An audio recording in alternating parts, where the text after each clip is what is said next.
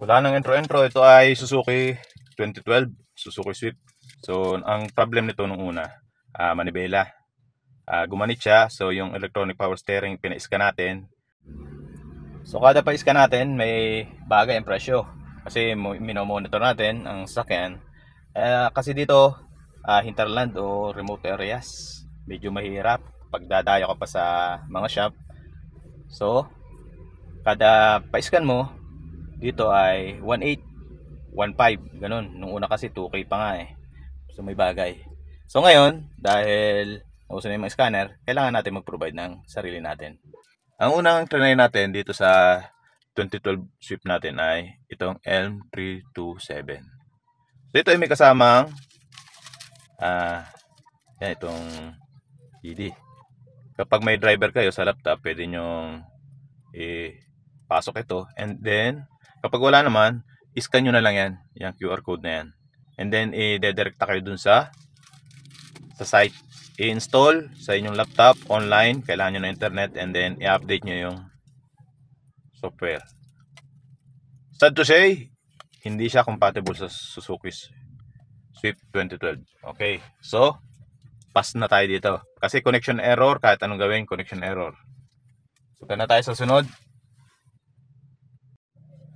Sunod natin itong C-Reader, kung tatawagin. Depende sa C-Reader 3001.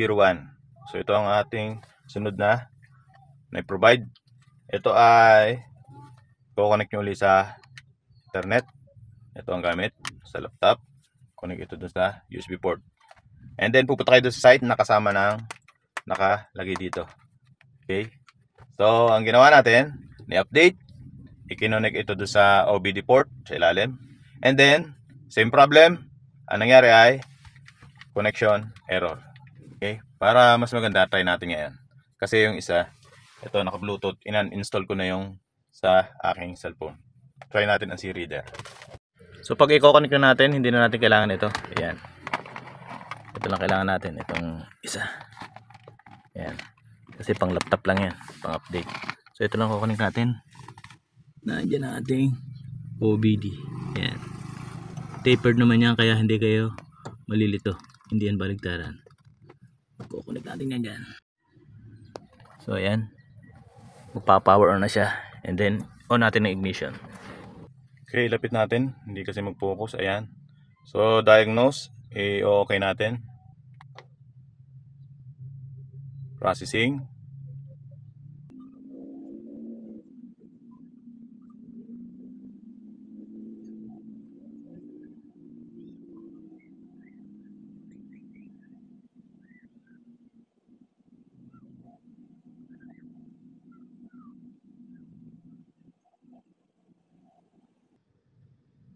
Yan. Okay. So yan ang nalabas lagi, connection error. Kahit anong try ko, tanggal balik, check ang pin nung una. Kasi sabi baka daw naglulus yung mga pin. So puro ganyan ang nangyayari. Connection error. So ito ay naka-ignition, naka-on ang ignition, okay? Baka naman kasi sabi ng iba hindi naka-on ang ignition, naka-on yan. So pass na tayo dito sa C-Reader, okay?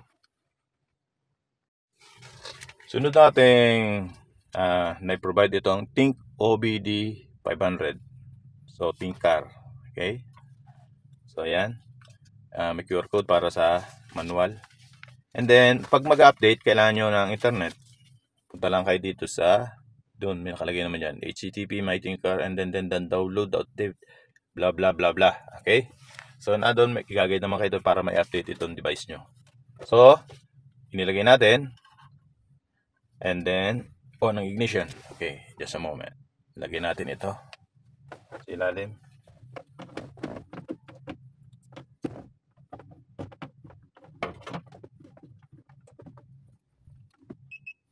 Okay, nag-power. And then, on natin ang ignition. Okay. Click natin ang diagnose. Okay. And then, processing.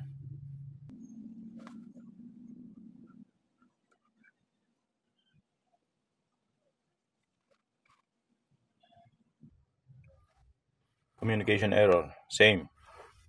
Okay. Yan. So Gaya nung isa, ganun ang ginawa natin. Communication error, communication error. Okay, next. So, pass na tayo dito. Hindi na tayo dito sa Tinker. Paapat nating na-provide itong Tinker din, same brand. And then, ang kanya namang ay Think Diag Mini. So, ito ay, yan, wireless by Bluetooth. So, yan, kukonect natin sa OBD port sa ilalim.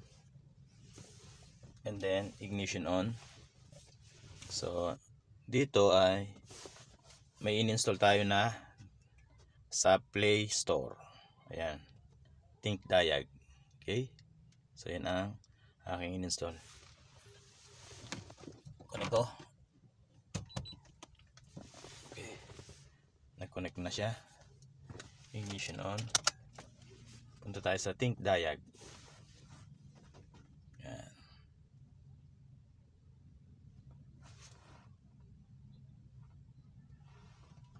All systems diagnostic and vehicle coverage. Punta tayo sa all systems diagnostic. Allow lang natin yan.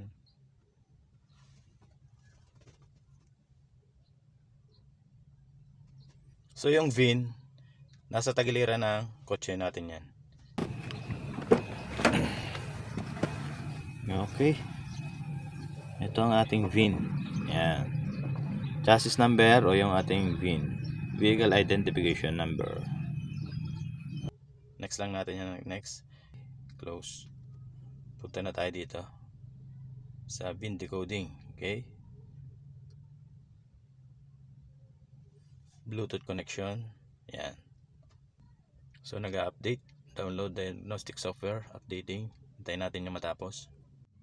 Punta na tayo sa automatically search. Okay, communicating. And then okay lang natin yan. Punta na tayo sa health report. Kasi na-scan na natin dati yan sa system scan. Okay lang natin yan. Dadali na kayo dyan sa okay, yung ECM natin na repair natin yan. Ipa-repair natin yan ng ECM. No fault code na. Transmission, no fault code. No fault code. So sa madaling salita, itong Think Diag Mini ang okay sa ating Suzuki Swift 2012. Yun lang ang gusto ko ipaliwanag dito. Okay, so napapasok na niya, meron na siya ng reading. So yun lang ang logic natin dito. Anong scanner ang pwede sa ating Suzuki 2012. And then ayan, ito na yung ating report. EPS, electronic power steering, body control module. Yan yung ating problem dati. So ang ginawa lang natin dyan, ayan, clear lang natin yan. Clear, yes. So ECM. Okay, normal na lahat. Okay, so yun na yun. Thank you.